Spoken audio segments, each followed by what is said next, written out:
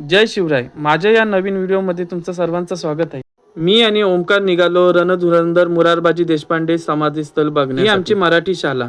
इथे मी 5वी ते 7वी पर्यंत शिकलो आणि हा कच्चा रोड डायरेक्ट जातो समाधीस्थळाकडे.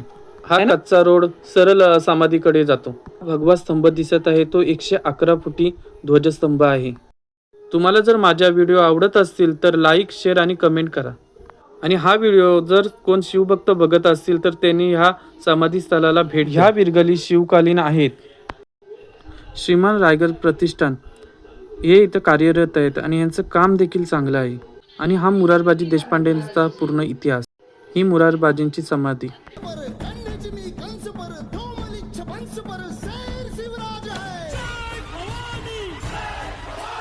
आणि हे शिवकालीन मंदिर आहे. हा पूर्ण मंदिर दगडीपासून बनलेला आहे.